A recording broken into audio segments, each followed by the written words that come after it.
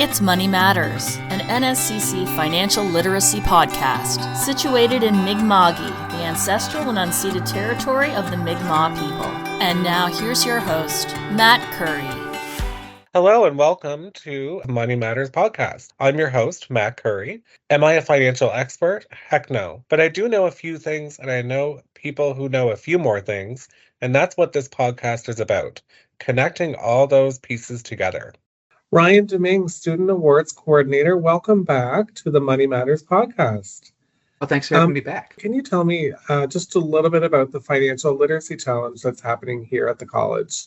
You know, like how long does it run? What's the goal? That kind of thing. Absolutely. So NSCC's Financial Literacy Challenge, it's sponsored by the NSCC Foundation and Alumni Relations. So our challenge provides students with a chance to participate in a series of activities from November through April, the end of April, to help strengthen financial literacy skills, help break stigmas around talking about money, and to develop and or expand on key financial concepts, such as understanding the costs associated with going to college, budgeting, saving for a rainy day, reducing debt, and also getting ready for income tax season and so forth. Lots of great benefits for students there, but most importantly, what most folks will want to know, what's the incentive? Are there any prizes?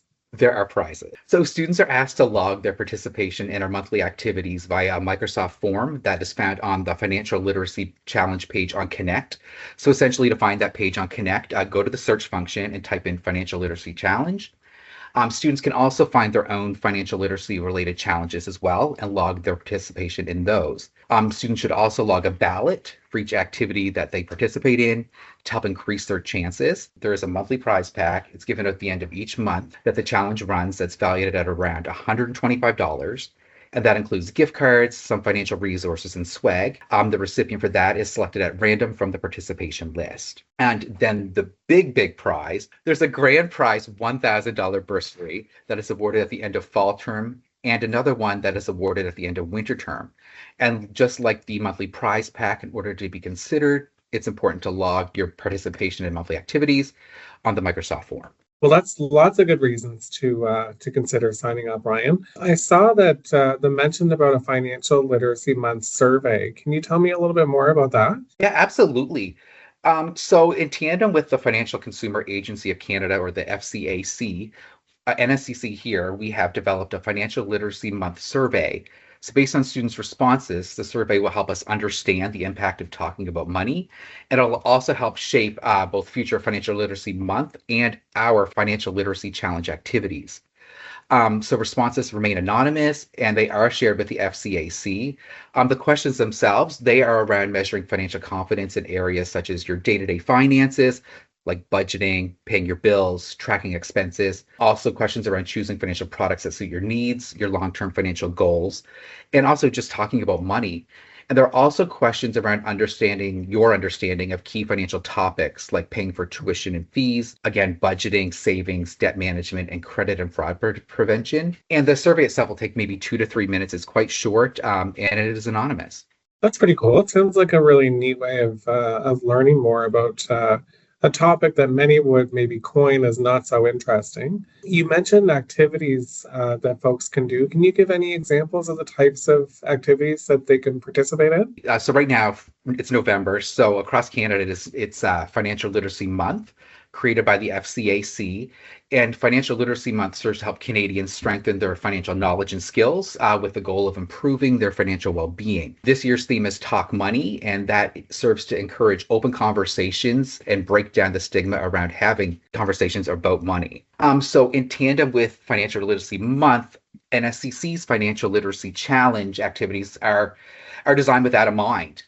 They are to help students understand the importance of financial literacy and to start thinking about money in fun and relatable ways. As mentioned earlier, students can log their activities in the Microsoft form on Connect, but also they can take to social media and use hashtags NSCC Talk Money, FLM 2025, and Talk Money to join in the conversation with others around Canada and to help break down stigmas about talking about money. So for instance, looking at November's activities, we have a number that are included on the Financial Literacy Challenge page on Connect. We have the FCAC Stretch $15 Challenge, where we ask students to share creative ways that they've stretched $15. That could be, a meal, a date night, a clever purchase. And students can share their thrifty tips, recipes, or stories on social media by using the hashtags mentioned earlier, NSCC Talk Money, FLM 2025, and Talk Money. Other activities include, enrolling in our financial literacy course in Brightspace and completing Module 1 around budgeting. Also listening to the latest episode of our Money Matters podcast here at NSCC. The latest episode is called The Importance of Financial Literacy, and that can be found on YouTube. Students can sign up for free and explore the Knowledge of Financial Education, or COFI's financial wellness service. And as we already talked about, another activity for this month is completing the Financial Literacy Month survey. And in the future, just looking at the next few months ahead with our Financial Literacy Challenge, you might see activities around developing a budget, thrifty ways to save money during the holiday season, getting prepared for income tax season, and so forth. Well, that's really cool. And thanks for the shameless plug of the podcast there, Ryan. It's nice that students have the flexibility to either come up with their own activities, maybe choose some of the prescribed ones. So they're really in the driver's seat when it comes to that, it sounds like. Anything else we should know about the challenge, Ryan, before we go?